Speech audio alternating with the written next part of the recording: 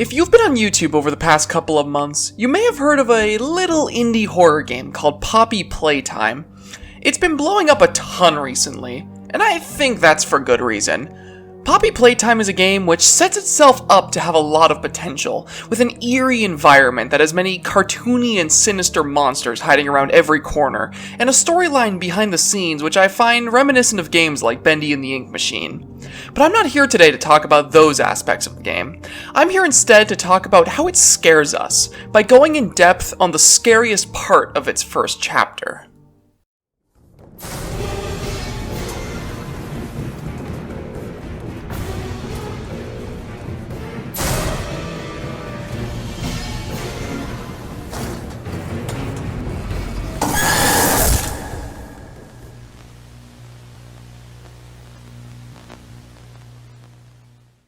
The vent chase at the end of Playtime's first chapter is a culmination of everything that could ever scare me happening at the same time.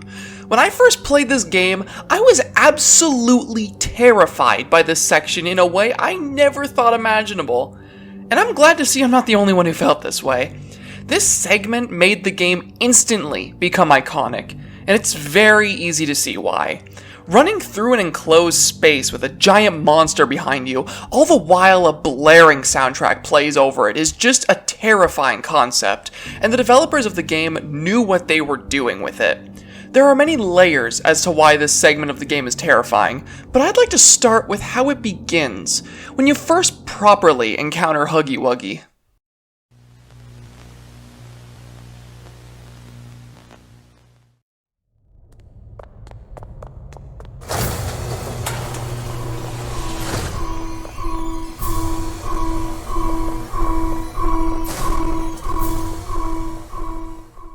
The beginning of the vent chase happens after you try to exit the Build-A-Friend room, starting with a loud, startling jump scare that begins the chase. It's unexpected, it's tense, and the game wastes no time throwing you into danger immediately after. I think what makes this moment so good, other than how sudden the jump scare is the fact that at no point does the game take control from the player to signal this event. Huggy enters the doorframe and begins walking at the player, giving them complete control to either get their bearings after being caught off guard, or getting killed. This kind of jump scare, one which doesn't come from a scripted cutscene, but instead keeps the player in control the whole time, is so good because it causes the player to panic before they even enter the vents, unaware of how much worse things are going to get. It's a perfect beginning to something that only gets more stressful as it continues.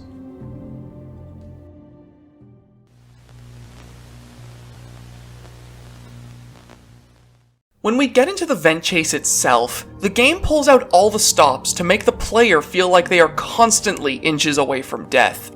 The chase itself is extremely tense, with Huggy Wuggy constantly on your tail and reminding you of his presence with the loud sound of his footsteps.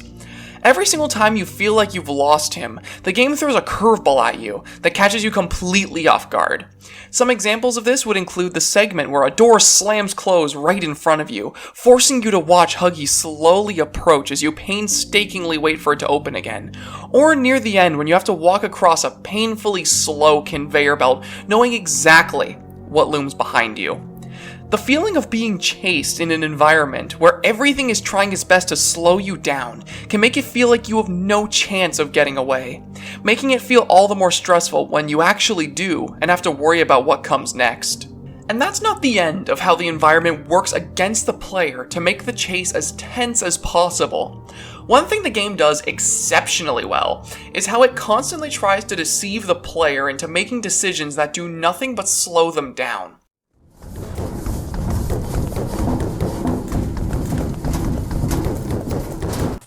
With the way the environment is set up, the player is constantly deceived into believing that there are escape routes and doorways that don't exist. Some doorways are actually vent grates, some slopes which initially look climbable are actually conveyors which only go down. These exist to constantly make the player think that there is somewhere to go that doesn't exist, and in worst case scenarios, they can convince them into committing to an option that causes their death. The other major example of how the game deceives the player is through the writing on the walls. The messages written on the walls are entirely there for the sake of making the player make the wrong decision. Places where you need to go to survive are marked with messages like danger and stop, which in a first-time playthrough can cause the player to avoid them and be met with a loud jump scare.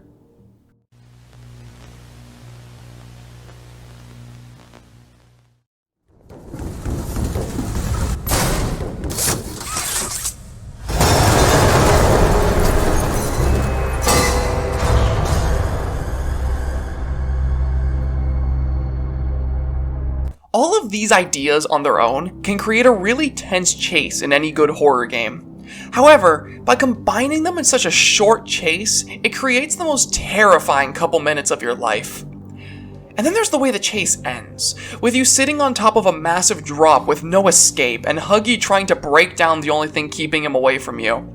A lot of people at this point either think the chase is over, or panic so much to find a way out that they don't notice the box above them in time to stop Huggy from breaking through and killing them. I view this scenario as the cherry on top of the chase, acting as one last really tense moment to send off the chapter. And when you finally get to the end and drop the box onto the conveyor belt you stand on, there is a great level of satisfaction in watching the monster that's been terrorizing you fall into a pit where it can't chase you anymore. When I played Poppy Playtime for the first time, I wasn't expecting the sheer amount of fear I'd feel when arriving at this point. It scared me more than any game I've played in recent time, and with everything that went into the chase segment, there's no wonder why. I look forward to what the next chapter holds for this game, and I really hope it can live up to the massive potential the first chapter set up for it. Anyway, I hope you all enjoyed this discussion about the game, and I certainly hope to know what your thoughts are on how scary it was. Until next time though, I'll be seeing you all later.